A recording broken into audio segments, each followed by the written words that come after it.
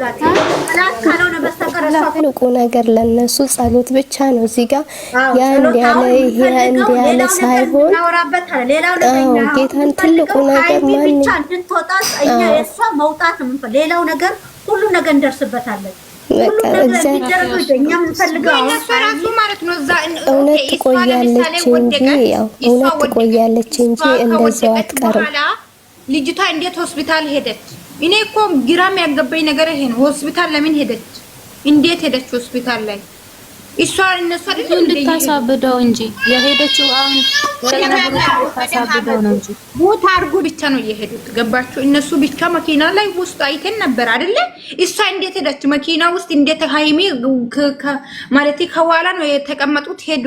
እሷስ እንዴት ሄደች? እዛ ሆስፒታል ላይ እየጠየቅኩ ነው ለማሄድ ደግሞ ሄጃለሁ ለማለት ደግሞ እሷ ማን ነው ይሄ ሚፍታ ካሜራ ደቅኖ ሲሄድ ደግሞ ቡሩኬ ተቀምጠው እሷ ቆማለች አንድ ላይ ማለት ነው አይደል እንዴ?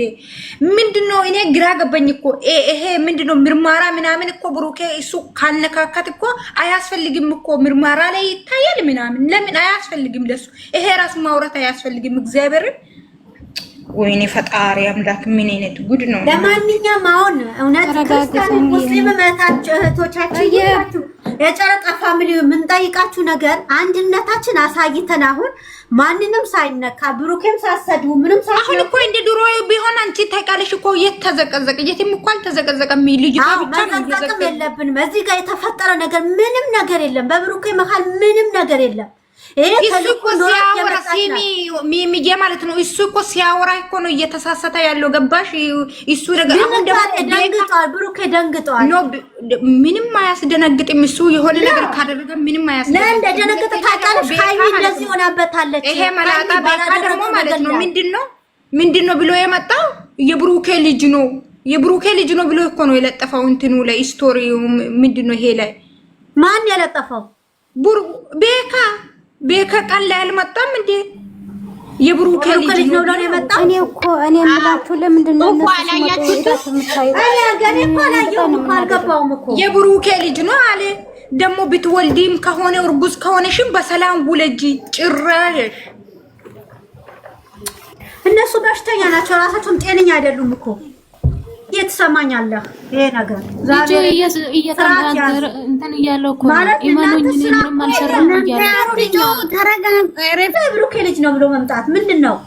አንቺ ማሚም እኔ የምላችሁ ታፕላችሁ አትዩለት ኦዲየንሲን ለመሳብ ሰውን ለማስደነገጥ ነው። እንደዚህ ታቤሉ ለምን አስፈለገ? ለምን እሱ መቼ ተመረመረው? ልጁ መቼ ተመረመረው?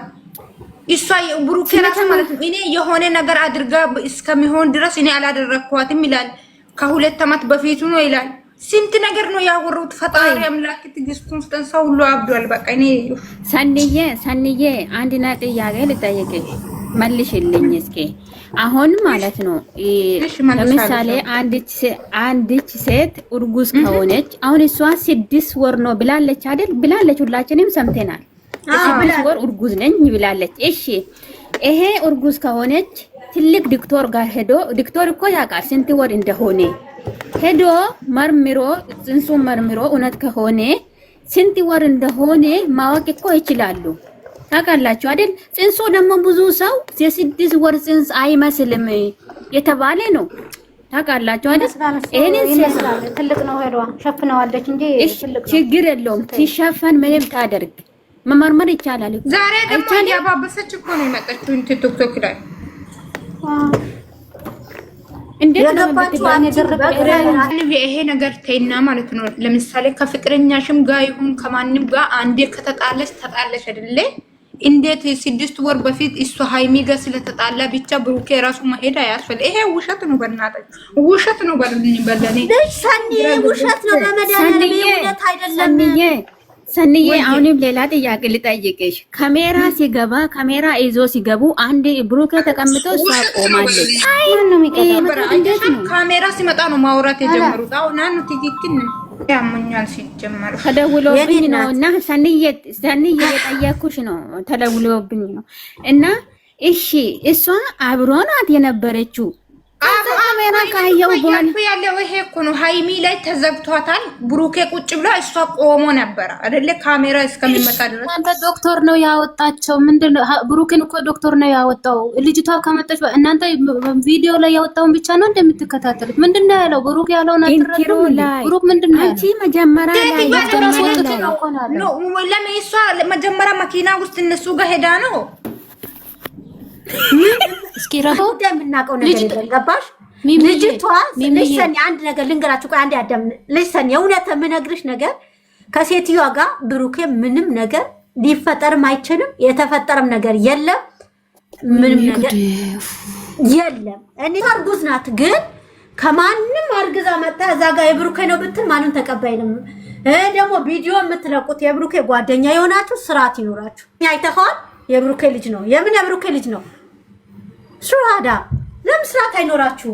ያናቃችን ብሩኬ ልጅ ነው ብሎ እኮ ነው የሁለቱም ስም ሰይፎ እኮ ነው መጣው። ሃይሚ ብሩኬ ወላ ጭራሽ ከስንቶች ይነሳ። አንዴም እንደዚህ የሆነ ወንድ የብሩኬ ነው ተብሎ አባት ብሩኬ ነው ተብሎ መጥቶ ነበር።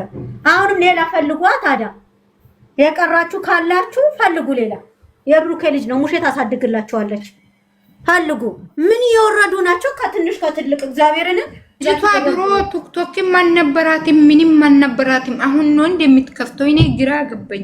አዎ በዚህ መሀል በግርግሩ ልጅ ሰኒ ምን ሆነሽ ነው? ግርግር እኮ ነው የሚፈልጉት እነሱ የሚጠቀሙበትን። በእንደዚህ ግርግር እኔና ታጋ አሁን እኛ ክርክራችንም ጸባችንም ይቅርና ዱአ ማድረግ ነው ያለብን። ምክንያቱም ጥርሳችን እንደ ውስጣችን እያረረም ላያችን ምንም ብንቃጠል ምንም መፍትሄ የለም። ስለዚህ የሰው ልጅ ሁሉንም እንደኔ አስብ እንደኔ ሆን ማለት አንችልም አይደለም። ስለዚህ ውስጣችን እንዳረረም ችለነው እቺ ልጅ በሰላም ከሕክምና ቤት እንደምትወጣ ዱአ ማድረግ ነው ያለብን። ውስጣችን ሁላችንም እንዳረር ነው መናገር የለም። የሰው ልጅ እንደራባ ይበላል። ሌላው እንደርስበታለን፣ ችግር የለም። ሌላው ችግር የለም። እኛ ራሳችንን የምናደርገው እናደርገው፣ ቤተሰብ ያደርጋል፣ ችግር የለውም። ምንም ላይ ማለት ነው እሱ ካልነካች ኢዴኔ ነው ምናምን የሚባል ነገር የለም። ካለ ወለዘት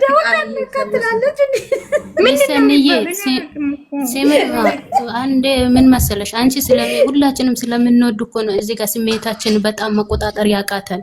ግን ከኛ በላይ እነሱ እኮ አብሮ ይበላሉ፣ አብሮ ይጠጣሉ። እኛ እንኳን በስደት እንደዚህ ስንንገበገብ የብሩኬ ነገር ማያንገበግባቸው ምክንያቱ አልገባኝም። ምክንያቱም እነሱ ናቸው ከኛ የበለጠ አብሮ የሚበሉት፣ አብሮ የሚጠጡት፣ አብሮ የሚያሳልፉት። አሁን አንቺ በምትንቀጠቀጥ ያክል እነሱ ካልተረዱ እኛ ዝም ብለን ከይክምና በሰላም እስከምትወጣ መታገስ። ውስጥ ላይ ቪዲዮ ምን ይላል መሰለሽ? ከ2 ዓመት በፊት ተለያይቶ ነበረ። ከዛ በኋላ ደግሞ የሆነ ጊዜ መጥቶ ነበረ። ግን ያኔ ምን እንደተፈጠረ አላቅም። ግን እኔ 100% ነኝ አውቃለሁ ይላል። ደግሞ ምን እንደሆነ የተፈጠረ አላቅም ይላል። ገባሽ? እነሱ የራሳቸው እኮ ነው ሲያወሩ ግራ የገባው ነገር። የሆነ አንድ ቁም ነገር እኮ አንድ ሰው አላወራም እስካሁን ማለት ነው። ገብቶሻል? እንደዛ ከተባሉ ማለት ነው እኛ በእኛ ምን እንጣላለን? እንደዛ ነገር ከበላን ይንጫጫሉ እያንዳንዳቸው መላጣ እኮ እኔ ሚሚ ከይቅርታ ጋር ማለት ነው ራሳችን እኛ እንደምንም ሆነን ተቆጣጥረን ስሜታችን ተቆጣጥረን እቺ ልጅ ሰላም እስከምትወጣ ድረስ መታገስ ይቆረጥ ማለት ነው። ምድራዊ በጣም ነው የሚያቃጥሉት። እግዚአብሔርን አይጭ ቢያመጡ ምን ችግር አለ? አርግዛለች ብሎ ራሱ እቺ ማማሳና ማጡትና እኛን ጉዳውጡ። አረ ማማሲያ ስንት ቁም ነገር ይሰራል። ሰንዬ ምን ሆነሽ ነው? ቻሉ ለቡቡት ይላለች። ጭራሽ ትሰድባለች ልጁን ባለጌ ብላ ማለት ነው። የልጅ አባት ከሆነ እንዴት አባቱ ነው የምትሰድባ? እኔ መቼም አላምንም። ይሄ በጣም ወራዳ ሀሳብ ነው። ወይኔ ባለጌ ተስፋ ናት። ከማንም ተጋድማ መጣ ልጁ ያንተ ነው ብትል ብሩኬማ ባለጌ አይደለም። የጨዋ ያሳደገው የጨዋ ልጅ ነው። እኔና ምትለው እንደዛ ሰምቻታለሁ። ስከ ደግሞ እኔ መጥቻለሁ። ኢዲ ነው የሚባል ኢዲ ነው የሚባል ነገር ስትል እኮ ሲል እኮ ነው እንዴ መረመራር ሲል እኮ ነው። ሃይሚ ገባች። እስቲ እናያለን። ስንት 7 ታርጉላት ለልጅቷ ማርያምን። ሃይሚ ምንም የማታቂ የዋህ ናት። እሱም እንደዛው ነው። በየዋህነታቸው ነው እየተጠቀሙባቸው ያሉት። እግዚአብሔር ምንም አያውቁም። በጣም ሲበዛ የዋህ። አንደኛ ነገር ደግሞ ከሰው ተጋይተው ሰው ብዙ ነገር አድርጓቸው የይቅርታ መልስ አላቸው። ያንን እያዩን ያንን እያዩ ነው እነሱን እየጎዱ ያሉትና ትልቁ ነገር ለእናንተ ጸሎት ነው። ያው አንቺ ነሽ ዋነኛዋ። እግዚአብሔር ያክብርሽ። ቤትሽ እንደዚሁ እንዳማረ ይቀጥል።